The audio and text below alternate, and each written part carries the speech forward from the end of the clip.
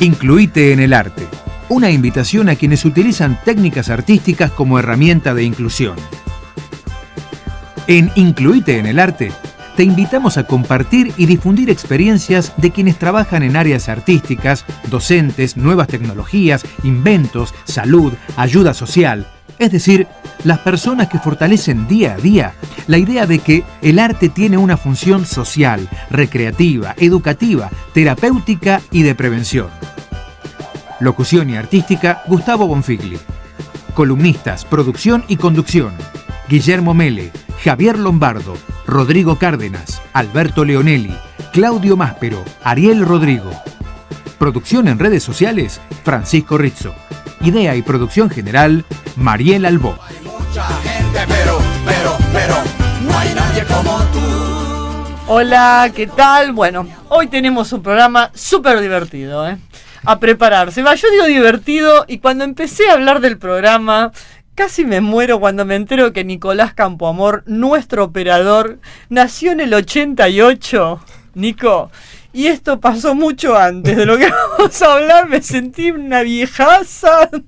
Bueno, ¿nos pones un poquitito el audio? Bueno, primero, buenas tardes, Alberto Leonelli, nuestro columnista queer. Seguimos acá con Ariel Rodrigo. Buenas tardes. Hola. Y con Guillermo Mele. ¿Qué tal, Mariel? ¿Cómo estás? Hola a todos. Columnista de cine, Guillermo. Bueno, poneros un poquito de este audio, que vos no habías nacido, por favor, Nico. Hay formas de ver y vivir la realidad que son también un testimonio.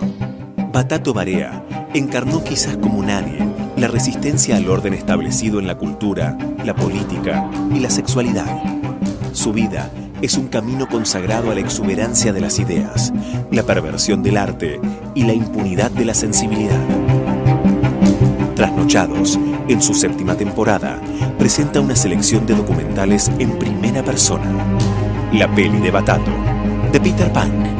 El domingo, a las 2:40, Trasnochados en primera persona, por Inca TV. Hola, bueno, no sé qué domingo fue todavía, pero me encantó ese audio porque era como que sintetizaba un poquito todo esto que hacía Batato. Bueno, para empezar, la columna del año. Y a partir de ahora seguirán varias. Quiero que nos cuentes qué es el arte queer. Uy, ¿cuánto tiempo tenemos? 3-4 días. No, a mí lo que me parece, bueno, perdón si no dije buenas tardes, a todos y a todas. Me parece que lo importante para charlar de esto, que está muy bueno la idea del humor un poco me parece que es también como tener ese espíritu.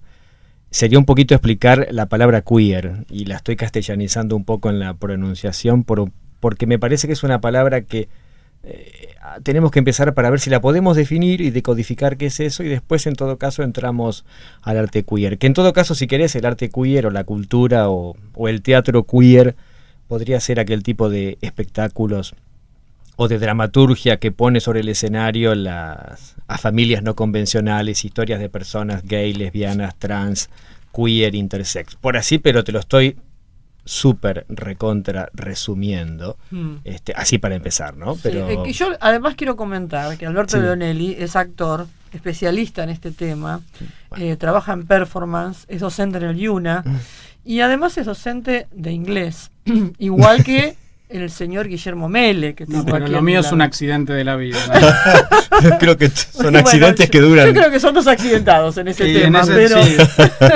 pero está muy interesante que estén los dos en este tema del queer, de la palabra en sí, porque Alberto viene buscando una palabra castellanizada de esto. Su editor no le permitió poner, porque además tampoco sabía cuál ponerla, y eso es lo que entiende la gente en general. En realidad cuando el tema justamente el libro que que yo escribí lo escribo a partir de mis experiencias como actor, ¿no? Claro. Contemos, perdón, que tenemos en la mano el libro El Teatro Queer de Wilde a Muscari, por la editorial Nuevos Tiempos, que es en el que vos justamente tratás este tema. Sí, buenísimo, gracias, Guillermo. En realidad, cuando estábamos charlando el tema del título, obviamente esta palabra es dentro de las que no se conocen, es como la más conocida en ciertos círculos y ciertos sectores, por así decirlo, queer. Pero bueno, originalmente esta palabra era un insulto en Estados Unidos. ¿Esto surge de una serie o algo así? No. Yo pensé que surgía de una serie norteamericana. Originalmente el vocablo designaba a qué sé yo, a personas. Lo raro. Sí, lo raro. Lo extraño, las personas que estaban ajenas, que no podían codificarse en los 40, en los 50, en los 60 en Estados Unidos, era queer. Raro podía ser homosexual, podía ser lesbiana, podía ser una persona freak. Sí, exactamente. Pasó que después, con el correr del tiempo, todas las cosas se van resignificando, y sobre todo en la década de los 80 en Estados Unidos y en Europa, con los estudios de género y las nuevas filósofas y teóricas que se llamaron queer, porque adoptaron esta palabra como resignificándola. Es como decir, bueno, yo represento todo lo que la sociedad quiere ocultar y tapar y poner bajo la alfombra, entonces yo te voy a usar esa palabra y me voy a identificar como queer. ¿Y qué es queer? No sé si tengo un género definido, una orientación sexual. Una persona queer en teoría tampoco le interesa mucho definirse, y entonces bajo la palabrita queer entrarían un montón de definiciones o no definiciones, ¿no? Sí, hay algo en el orden porque tiene que ver en el programa pasado, cuando hablamos de la película Sordo. Se le preguntó a Marcos Martínez el porqué del título, y en alguna de las entrevistas él decía, bueno, es una reivindicación de aquello que a través de lo políticamente correcto la sociedad ha tratado de definir con eufemismos, ¿no? La discapacidad, la capacidad diferente. Él en el título del documental decía, lo que quiero es rescatar esta condición, que es la de sordo. De la misma manera, con queer, lo que ha hecho la filosofía de lo queer es rescatar una palabra que en sí era descalificadora, como también se está haciendo, digo, en el ámbito de lo latinoamericano, el rescate de la palabra puto. Es decir, aquello que en su momento fue descalificación, bueno, hoy en día es lo que utilizamos para la identificación de un tipo de arte, no ya como descalificación, sino como valor, valor positivo. Totalmente de acuerdo. Ay, a mí ya me empiezan a salir un montón de palabrotas y cosas, y ya me siento ¿qué esas palabras? ¿Cómo que se mete Batato adentro mío y arranco? Y no se puede, va 1:30 los martes. Bueno, pero y acá está también, cuando se hicieron los congresos de la lengua, Fontana Rosa le dedicó un espacio a la mala palabra. Totalmente. Porque decía, la mala palabra tiene un lugar importantísimo en el diccionario, es decir, nos enseñan de chicos que no las tenemos que utilizar, pero no es lo mismo una persona decía Fontana Rosa, lo estoy parafraseando, no me acuerdo textualmente lo que decía en su ponencia, pero no es lo mismo a alguien decirle tonto que decirle pelotudo. Claro, no, tiene otro valor muy importante. No, a mí me pasaba con esto de la palabra puto como insulto, que en realidad a mí siempre me molestó, porque me parecía que tenía que ver con otra cosa, no tenía que ver con algo malo. Y entonces a mí me gustaba más decir cornudo. Encima de puto, cornudo, no, pero decirle un hombre cuando te enojas, ya sé. decirle puto no es feo, ¿entendés? En cambio decirle cornudo sí es agresivo. Bueno, pero vos fíjate que socialmente sigue siendo una palabra que tiene como implicancias, porque cuando a alguien en televisión hay alguien herido en el medio, cuando en televisión a alguien se le dice enseguida se defiende, dice, a ver quién es más puto, ponete en 4 a ver quién es el puto de los dos. Quiere decir que todavía, a pesar de toda la resemantización que se está haciendo de determinado vocabulario, lo cierto es que son palabras que están marcadas y que designan algunas cosas negativamente. Si no, preguntale a Batato.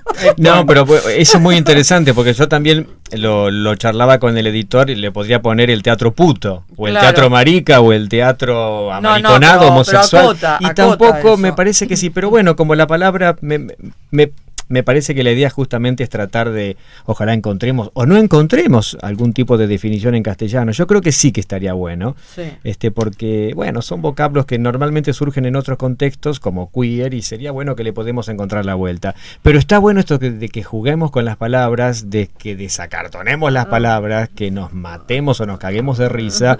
Y yo me acuerdo, bueno, al menos en lo personal, tantas veces sufrí ese tipo de insultos, y esto digo bien personalizado, porque también el libro tiene que ver conmigo. Si yo no hubiese tenido una impronta personal, no hubiese podido escribir esto, claro, ¿no? Digo, tantas veces que me insultaron diciéndome o puto, maricón o marica, y yo ahora puedo decir tranquilo, ¿y qué?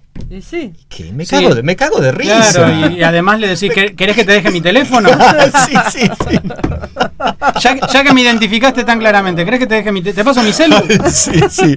Bueno, es otra manera también de reírnos reírnos de uno mismo y reírnos de toda la sociedad esta, qué sé yo. Pero bueno, otros lo hicieron antes y rompieron cosas. Me parece que nosotros estamos disfrutando de unos tiempos fabulosos que nada, nos podemos reír, escribir, hacer un montón de cosas. Con respecto al teatro y a todo el arte queer, ¿vos creés que esto surge en la Argentina a partir de los 80 con toda esa movida o anterior hubo? Esto te lo estoy preguntando así por favor, a quemarropa. ¿A quemarropa? Yo soy como la Fantino de... Discúlpeme, señorita. Fuego lento. No, a mí me parece que en los 80 hay una eclosión. Lo que pasa es que ahora podemos hablar de algo queer, pero cuando esto apareció en los 80 eran emergentes del teatro under, del teatro que estaba todo por fuera. Decir. Claro, todo por decir, ¿no?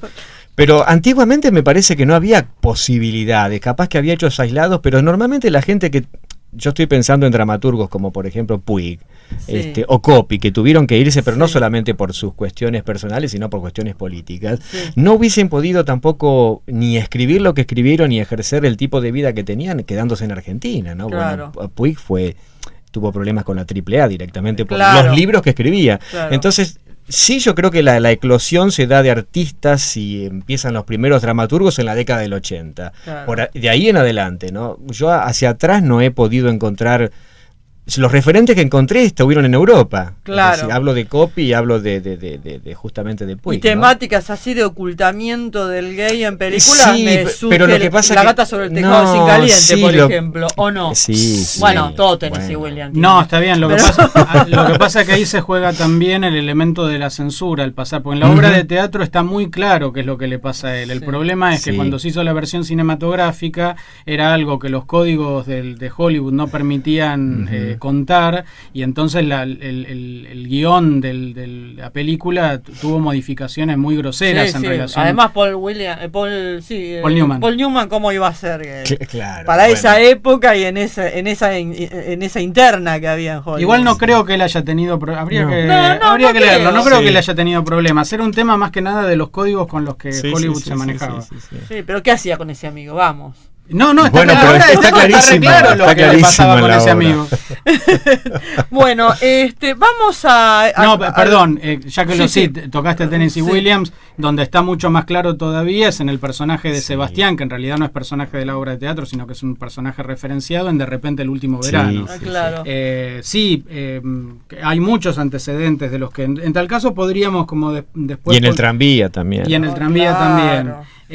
Podríamos después como hacernos la lista como para empezar a tratar. Yo pensaba en este momento, porque lo que habría que estudiar es cuál es el tratamiento que se le dio en el cine al personaje del puto.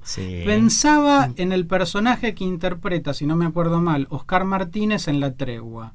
Sí, correcto. ¿Y cuál era el rol que se... Porque tengo como... Bueno, después hubo una película argentina, Dios Roberto también. Pero pasaron 10 años. Pero pasaron, claro. Porque el tema es que para poder ejercer su sexualidad, el personaje de Oscar Martínez en La Tregua tiene que irse. Él se va de la casa, se va como y se va como cooptado por un grupo que integra un gueto. Es muy interesante, me parece que es interesante para analizar. Bueno, nos vamos a ir ahora al segundo bloque. No te asustes, no te llevamos a ningún lado. Con Hazte la Fama, Fito Páez, Batato, Tortonés y Urdapilleta. Señor Humberto, no sabe lo que pasa. ¿Qué pasa, señora Batata? Pasa que el flacucho de pelo largo y sucio del 7º piso hace un ruido insoportable y me tiene harta. Ay, ese homosexual drogodependiente. Hace 5 años que me tiene repodrida. Ayer salieron 10 muchachos Eran drogados. 11. Y antes de ayer, 20 muchachas drogadas. Y lesbianas también.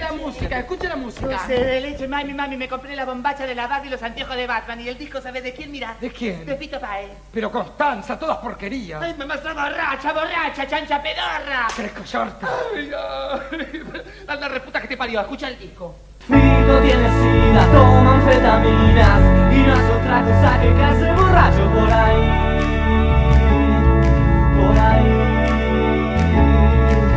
Todas mis vecinas me hablan de lo mismo y yo les digo hazte fama y échate a dormir. Duerme con pastillas, fuma marihuana y no es otra cosa que volverse loco por ahí.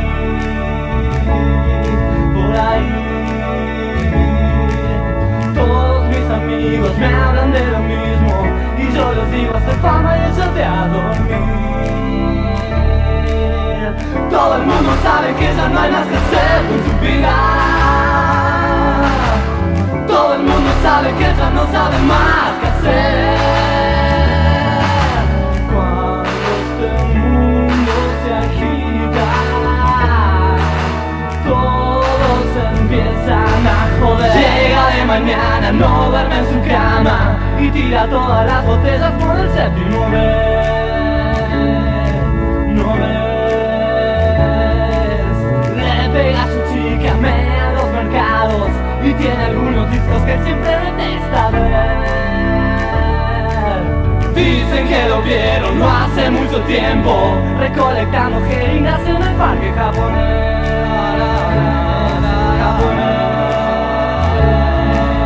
Y de vez en cuando caza la guitarra y se la va roncando roleando hasta el amanecer.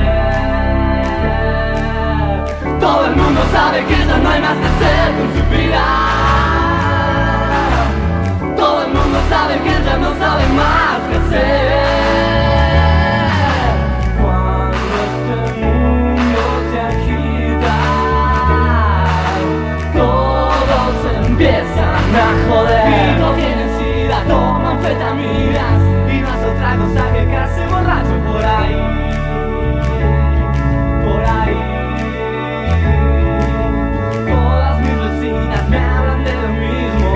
Yo les digo hazte fama y échate a dormir. Y yo les digo hazte fama y échate a dormir. Y yo les digo hazte fama y échate a dormir. Y yo les digo hazte fama y échate a dormir. Oh yeah.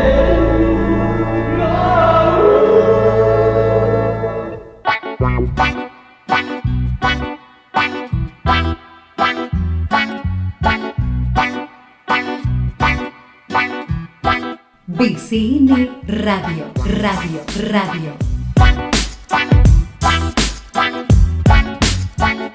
www.bcnradio.com.ar.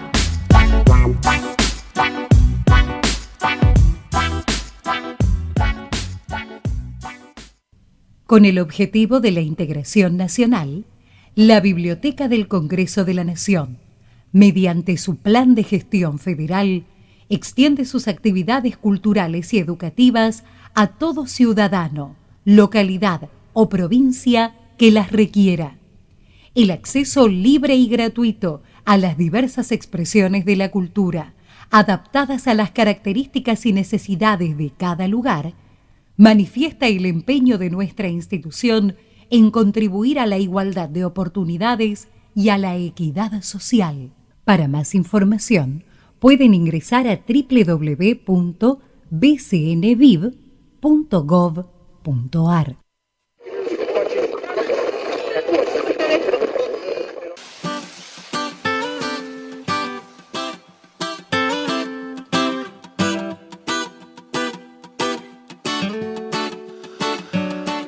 Seguí escuchando bcnradio.com.ar.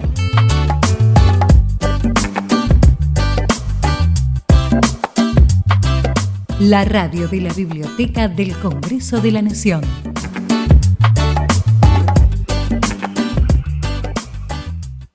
Bueno, volvemos al segundo bloque. Estamos acá nuevamente con Alberto Leonelli, Guillermo Mele, Ariel Rodrigo y la que le habla, Mariela Albó. Vamos en medio de todo este disparate de programa queer, muy lindo, muy divertido, vamos a escuchar un pequeño audio. Nico, por favor, que hay ahí. La bailarina que les voy a presentar en esta ocasión ensayó su coreografía 16 horas por día en sus 18 años de hibernación en el Moyano.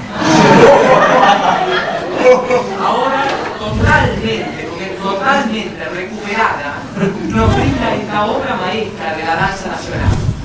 Yo le pediría, por favor, que recibamos con un gran aplauso a la señorita Batato Barea.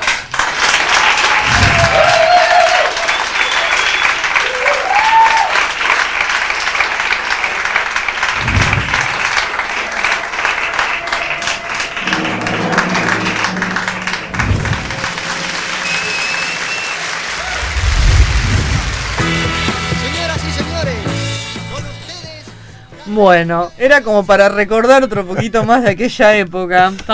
Seguimos en los 80, nos metimos en el túnel del tiempo, pero para nosotros fue toda una movida, sí, una revolución. Sobre todo ir al Rojas, al Paracultural, al Abasto, ¿qué otros nombres? La verdulería. Medio Mundo Varieté. Cemento. Eran todos lugares en donde pasaba algo. Bueno, yo fui a ver una performance suya, Alberto, en Cemento. No, pero pará, pero eso fue mucho después. Sí, con un grupo de teatro de Mandrágora. Sí. Yo lo que quería decir era, ya que estamos recordando anécdotas de esa época, que yo lo vi a Batato una sola vez. Sí. Porque yo en esa época, y creo que acá podemos un poco charlar y también intercambiar opiniones, estaba estudiando en el Conservatorio Nacional de Arte Dramático, tan estructuradito, sí, y no entendía nada de esta movida que estaba transcurriendo. Sí. Y yo me acuerdo que fui a Medio Mundo Varieté, que era un cabaret o una especie de lugar alternativo ahí en calle Corrientes, en el verano. En el verano. Ya tenías que bajar. Sí, era una cosa extraña. Y lo que sí recuerdo que me pareció muy importante era el verano del 89, y yo había ido en ese momento con que fue mi primer relación así, mi primer novio, y estábamos ahí en las gradas de Medio Mundo Varieté, y aparece este señor, que yo lo veo, que era Batato, ¿no? Con un vestido, sin peluca, con collares, y se tira en el suelo y empieza a jugar con piedras y caracoles y recita un poema. Sí. Y a mí me provocó entre un rechazo y un placer. No sé qué recitaba. Sí, lo recuerdo. Pero era como que chocaba como con lo que yo digo, si yo estoy en el conservatorio estudiando y este tipo viene y hace esto, me gusta y no me gusta, y fue como un placer culposo que me pasó a mí. Sí, a todos nos pasaba. Tardé años en darme cuenta de que eso fue lo que más me marcó en toda mi vida, y hoy trato de, honestamente y humildemente, de reivindicarlo con donde pueda a Batato o a Urdapilleta, y eso que hicieron que era revolucionario, pero en ese momento yo decía, pero ¿qué es esto? Sí, bueno, en realidad ¿cómo acaba de hablar la faceta Mele crítico de arte, que también es otro título que tiene. No, pero me parece que lo que se nos está pasando, pero que es importante mencionar, es que estamos hablando de un momento en donde el estallido cultural estaba vinculado a la apertura política que significó a partir del año 83 el retorno de la Argentina a la democracia. Y de lo que estamos hablando, sin duda, es de la continuación de las propuestas de performáticas, las propuestas de performance que venían ya de la década del 70, pero que habían sido clausuradas y reprimidas enormemente por la dictadura. Si usted habla del Ditela, por ejemplo. Hablo, sí, por ejemplo. Pero ahí va mi mamá. Por ejemplo. Claro. Es decir, había como antecedentes, pero que habían sido clausurados por la dictadura, porque justamente de lo que se trataba era de reprimir cualquier cosa que implicara pensar diferente. Sí. Entonces, ahí no, tiene no un queda programa duda. para armar usted. Pero ya habíamos, porque un poco hablamos de esto. Ditela, Minujín, cuando hablamos inclusive del teatro comunitario. Es Sí. decir, el teatro comunitario también fue clausurado. Es decir, quedó en algunos lugares marginados como protesta, pero también la dictadura significó la represión de toda esa manifestación. Entonces, lo que estamos recordando es, bueno, nuestro ingreso en la adolescencia o primera juventud, justo de la mano de tal vez la primera juventud de la República Argentina, que encontraba en la democracia la manera de expresar cosas que habían sido calladas durante muchos años. Sí, además porque eran lugares, tipo por ejemplo la verdulería. Sí. Escuchabas música, entraba Batato y recitaba algo, venía Luca y cantaba una canción. Era todo así, era una mezcla terrible en la cual uno fue partícipe, y en ese momento es como que era parte, o sea, se sentía, colegio de monjas, Claro. Yo me sentía rarísima, pero había algo que me atrapaba y algo de culpa. Pasaba eso. Bueno, siga contando, por favor. Usted estaba hablando del teatro queer, usted en ese libro habla de Wilde a Muscari. Ah, wow, sí. Cuéntanos un poco por qué se le ocurre claro, porque esto. ya me preguntaron si tenía que ver con la equiparación de los méritos artísticos de los dos, y yo lo que aclaro es que no, yo tomé como punto de, para tratar de hacer un corte, para tratar de ubicar desde dónde yo puedo asirme para empezar a trabajar, dije, bueno, Oscar Wilde, y vamos a llegar a Muscari. Obviamente no se conocieron, pero hay algo que sí me interesa marcar.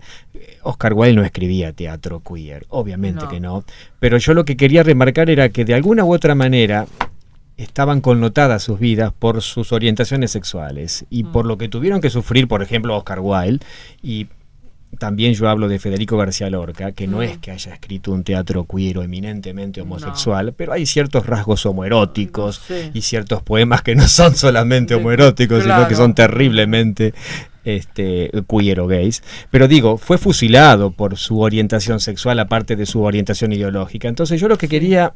Sí, de la misma manera que Wilde fue puesto en prisión. Exactamente, y sufrió condenado. Sí, tal cual. Bueno, digo...